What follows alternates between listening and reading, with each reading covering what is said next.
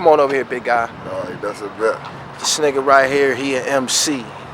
He go by the name of Payroll Slimmy out of Washington, D.C. Better known as Mike Gill, and I stay high like your phone or your light bill. I stay with them pretty strippers that like pills. Y'all niggas ain't from down south, so by the ice real. I've been doing this since Chuck Brown did the run Joe. You don't wanna jump in my water, nigga, I'm gun ho. 6'6" chicks telling me I'm hung low. They still ain't fucking for free, they want dough. They say the bigger your stacks, the deeper your dishes. Snatch you up, take us to that, or sleep with the fishes. Big Slim sleep in the district. I know they dykes, but I still wanna sleep with a mystic. Mike Creek put the heat to your biscuit. You like some old ass dreadlocks. During the course of me and Payroll getting acquainted, he told me that he was a basketball player. Being that I'm a basketball player, I didn't think much of it until he told me he played Division I. That means you a real basketball player. Tell me something about, this is Michael Thrill Gill, man, from Dunbar out of DC. Come on, run your shit, bro. We right here, man. We not too far from the Mecca, you know what I'm saying? We right here on 5th and Florida Avenue, you know what I mean? Not too far. We probably about 6-7 blocks from Dunbar right now. You know, traditionally great basketball, sports school. You know, the infamous Rayful Edmund went to my school. He from this neighborhood right over here. That's Rayful block right down there? Right down there, man. Orleans, man. Down there. We right Trinidad, you know, the infamous, my man Roy Cobbs, Cliff Cobbs. Yep. My man Big DC, Jawbreaker, all them guys, man. They from right down there, man. So this is a little, you know, this area got a lot of history, a lot of culture with it from as far as DC. Had I pulled up on this block right here in 1988, who would I have encountered possibly standing out around these parts by this gas station and shit? Shoot, 88. Man, 88, man, you liable to see, man. From what I understand, man, all Rayful henchmen, Rayful himself, my man Manji. You might see Johnny coming through here. You might see Tonio, you know what I mean? All them OG dudes, man, that was running this area. My man Big Cheese, you know what I mean? Fat Cheese, big homie, you know what I mean? We was locked up together for a minute down up in them mountains, you know? Yep. Yeah, man. Well, Rayful, man. They say Rayful was coming through here throwing money out the window, man, all down through here. We on 5th and Florida, over there on 8th and H, you know, this all his stomping grounds, you know. DC got a rich history, man, of hustlers and basketball, man. Tell me something about this round ball, man. This round ball, I told you, man, this is the dribble, man. I love basketball, man. Tell me your fondest memories of playing in this city, man. Tell me about y'all city league. Oh, man, some of my fondest memories, man, were actually going to watch and when I was able to play, you know, as a youngster with some of the pros down here at the Urban Coalition at Dunbar, you know, in my high school.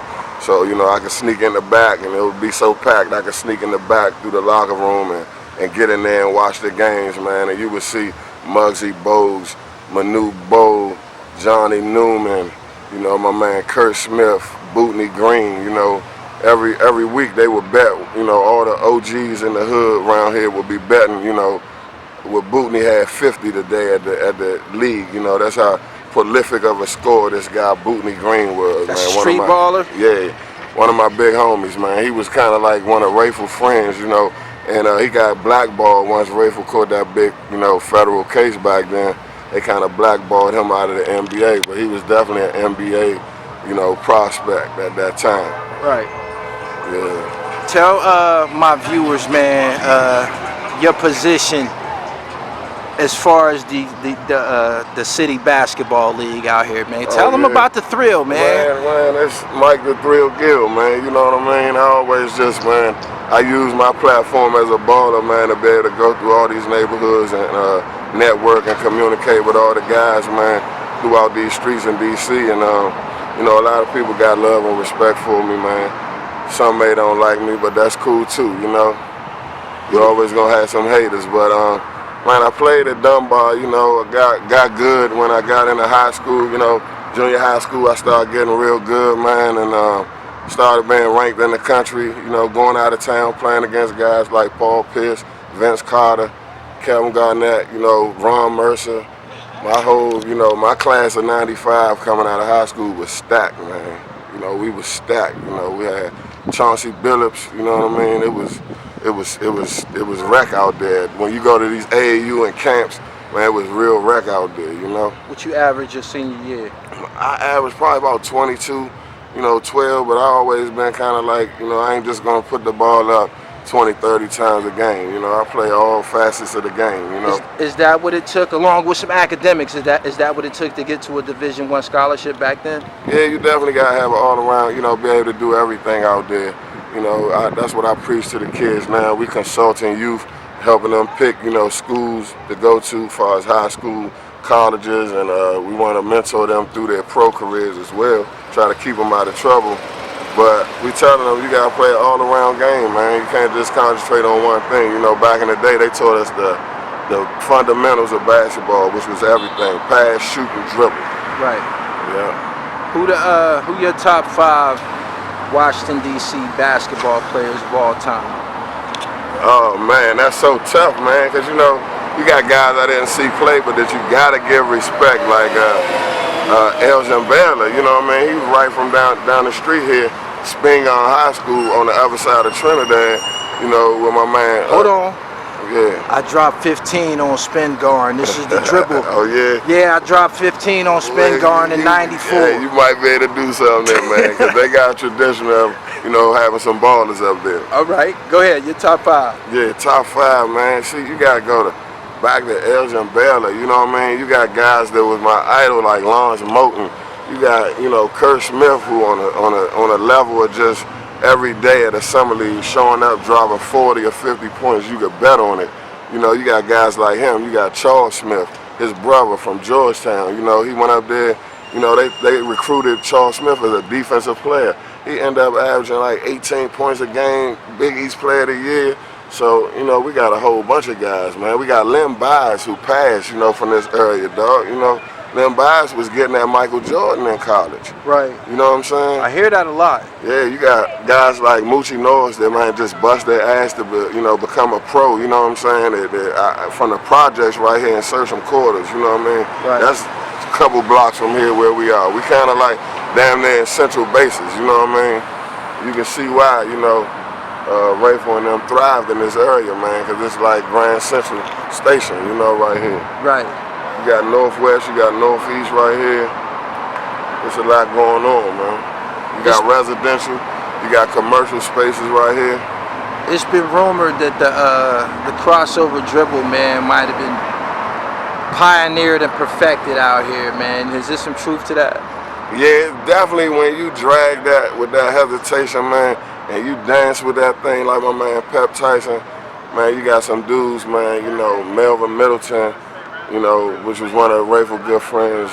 You got Melvin Middleton out here who they pioneered it, man. When you drag that thing, kind of hesitate with it and cross it over, that's DC all day, man. I was right there in the 90s when I was going out of town and people didn't have moves like that. And they learned it from us, and they was like, yeah. Would you see a reaction when you put a crossover dribble down on the AAU circuit and shit like that back then? Oh, definitely, man. They would be astonished, man. It was like they didn't see it. They had never seen that before, especially from somebody my size. You know what I mean? I worked out with bigger, with older players all the time. Right. I was in the gym with, guys like Chucky Atkins, my man Jamal Faulkner, these were pros. Kurt Smith, right. Moochie Norris. I was working out with them when I was 15, 16 years old. So that gave me another level of, preparedness. When you got to D1, what that was like out there? What's that? The Pac-10? Well, I went to University of Pittsburgh first. Okay. I was up there in Pennsylvania, man, and I really, the coach. I had been so good all my life, I didn't meet any resistance, to be honest, Right. So when I got to the University of Pittsburgh, this coach was like on me, and I didn't know how to take it, you know what I'm saying? I was going through a lot of shit away from home. It's a bunch of white people in Pittsburgh, to be honest with you. Coming from Chocolate City, that was a big adjustment, honestly. You can go to the DMV back then, you can go all around DC and not have to deal with any white people, Right. You thrown into the middle of Pennsylvania with a bunch of whites, man. It was a different, I'm not racist or nothing, but it was a different feel, you know. What's the difference between playing ball against a guy from the East Coast, playing ball against guys from California? Man, Is there a style difference? it definitely is a style difference, man. Like, originally out west, guys didn't have a lot of handle and like that DC cross and that bop, you know, that really free up game, but they were super athletic. Like, Right. I go to the gym in Compton, you know what I'm saying? I run into a dude, he can't even really play ball, but he can jump out the gym, man. He can throw that motherfucker through his legs and 360 that motherfucker, man, but he can't really play. So it's just like a level of athleticism, I say, and on the West Coast is usually really high, you know? Why do you think DC isn't more high profile in the hip hop game? I mean, I know some guys have made it in recent years as far as being nationally recognized. You got Shot Glizzy, you got Fat Trail, Wale, probably some others and shit. But tell me why this pocket over here doesn't get their recognition, because the way I met you was bars. We wouldn't even got to the basketball shit if you couldn't rap. Right. You know what I'm saying? Yeah, you was like that. You could go, man. You say you hoop, that was the first thing you said, you know? But yeah, I mean, I think it's just really hard to catch traction here, you know what I mean? Here in DC, they want you to show and prove. They want you to be, you know, they want to think that you already made it before they really, you know, get behind it. And that's just my honest opinion, you know? Right. They want you to see, you know, say you can go somewhere else in Atlanta and blow up, and everybody in DC will fuck with you, you know. But if you try to go from the ground up here, you know, you're gonna meet some resistance. You know, people just saying fuck you because you here and you trying to do your thing. You know what I mean? Right. So that's really, and we don't really have a scene. You know what I mean? So that's why this hip hop museum is such a good idea. Kind of create a hip hop scene here, where artists can come, you know, that's always been my motive, you know, try to get artists signed, you know, through my basketball and meeting all these people, trying to get artists signed and get them deals and get them exposed from here. That's honestly what I've used my platform to do, you know, all of these years. That's what I've been trying to do, you know, get artists from here signed. I was fortunate enough to get Chink Santana signed from here. I took his tape, his CD up to Chris Gotti, my man Chris. Shout out to Chris Gotti. I took my CD up, took a Chink CD up there to Chris, and he was signed. You know what I mean, right there on the spot. He drove up that night and he got signed. So I've been working at this, man.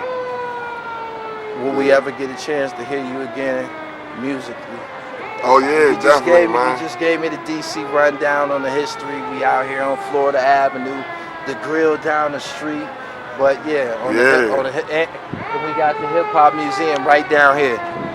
No question. Right down there. Yeah. So will we get a chance to hear you musically? Yeah, definitely, man. You want me to give you something right now? Yeah, that's what I was hinting at. Yeah. All right, let's go, man. Give me an acapella or something. I was pushing rock before Allen signed with Philly. And I ain't talking about ball, I'm talking about dimes and billies, 9 millies, dog, I've been grinding really. If you don't believe me, ask the cops that been trying to get me. They've been jumping out 5 or 6 times daily, got me sprinting like Ben Johnson or Donovan Bailey, play the backfield like Deuce Staley. I suicide bomb your moms like Palestinians and Israelis. You can't kill me, I got 9 lives. I'm about to take my shahad so I can have 9 wives. Right. That's just a little something, man. I appreciate you, man. Give me a drop, man. I'm about to get up my man, right here. You know what I mean? I gotta give a shout out to my man Gully TV for coming down. You know, he got down here, man. We putting this hip hop museum on. My man Dave Mays, that's what we pushing right now. So I really gotta respect Gully TV, man. Yep. Payroll Slim, DC. Yep, my nigga. I'm a motherfucking G. Yeah, I'm talking murder, but it's me. I'm really living everything you see. What you say? They love to make a lie out of me. To the day that I expire, I'm a G. I'm a motherfucking G. They would love to make a lie out of Razor.